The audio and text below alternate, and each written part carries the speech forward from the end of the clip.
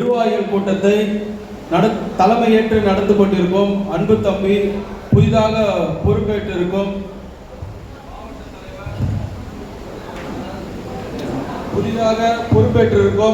அன்பு தம்பி மாவட்ட தலைவர் காங்கை குமார் அவர்களுக்கு வாழ்த்துக்களோடு இந்த கூட்டத்தை ஆரம்பிக்கிறேன்.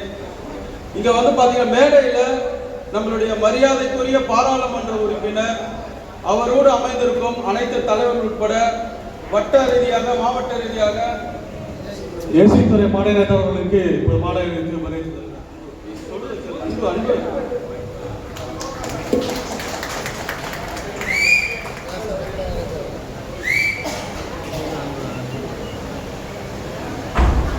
மன்னிக்கவும்.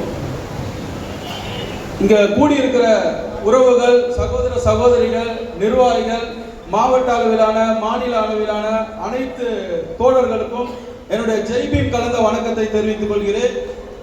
ஒரே ஒரு விஷயம் தான், இங்க நேரம் குறைவா இருக்கு, ரொம்ப நேரமா எல்லாம் காத்துட்டு இருக்கீங்க. என்னுடைய பதிவை இங்க ரொம்ப சுருக்கமா பதிவு பண்ணிட்டு போறதுதான் நான் இந்த கூட்டத்தில் வந்து கலந்துக்கிறேன். நான் வந்து கடந்த 30 ஆண்டுகளா இந்த பேர் இயக்கத்தில் இருக்கிறேன்.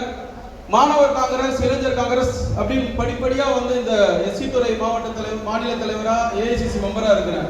அதே மாதிரி தான் உங்களுக்கு கிடைச்சிருக்கிற மாவட்ட தலைவர்.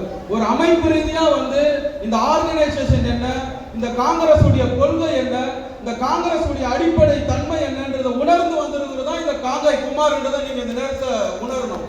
இன்னொரு விஷயம் என்னன்னா, இன்றைக்கு வந்து பாத்தீங்கன்னா இந்த மாவட்ட தலைவர்கள் தேர்வு என்பது இந்தியா முழுவதும் நடந்து கொண்டு இருக்கிறது. பல மாநிலங்கள்ல நடந்து முடிந்து விட்டது, இன்னும் சில மாநிலங்கள்ல நடக்க இருக்கிறது. இதற்கு முன்னால இந்த மாதிரி தேர்தல்களை வச்சு மாவட்ட தலைவர்களை நியமித்தார்களா என்றால் இல்லை. அந்தந்த தலைவர்களுக்கு ஏற்றபடி பங்கு போட்டுக் கொள்வாங்க. அதில் நம்மள மாதிரி நிறைய பேர்கள் திறமை தகுதியிலும் பாதிக்கப்பட்டிருக்கோம். ஆனா இன்றைக்கு இந்த திட்டத்தின் மூலியமாக தகுதி வாய்ந்தவர்கள் மட்டும்தான் இந்த மாவட்ட தலைவருக்கு, மாவட்ட தலைவர் பொறுப்புக்கு வர முடியும் என்ற ஒரு திட்டத்தை தலைவர் ராகுல் காந்தி அவர்களும் தலைவர் மல்லிகார்ஜுன கார்கே அவர்களும் நடத்தி கொண்டிருக்கிறார் என்றால் அதற்கு மூல காரணம் நம் கதாநாயகன் திருவள்ளூர் பாராளுமன்ற உறுப்பினர்.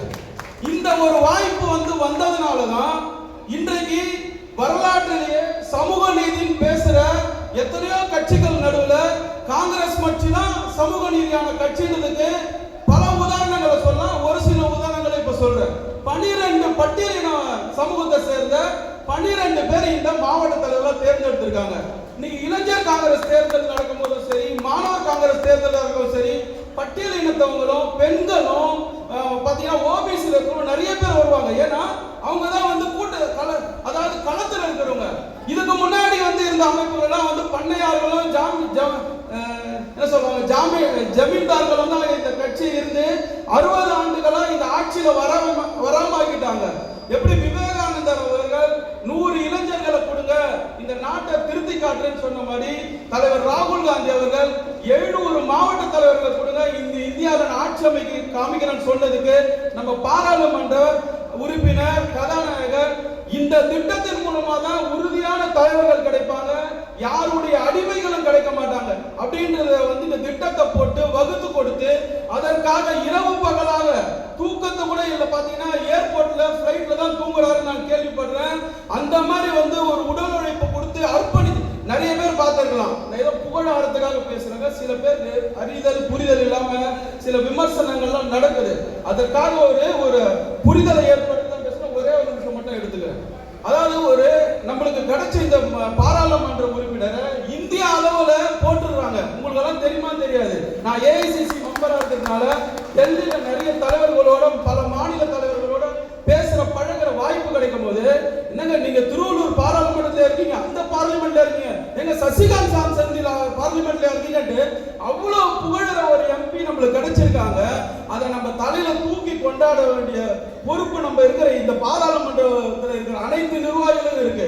ஏதோ இப்ப கூட வந்து சில நண்பர்கள் சொன்னாங்க எம்பி வாங்கி கொடுத்துறாரு எம்பி.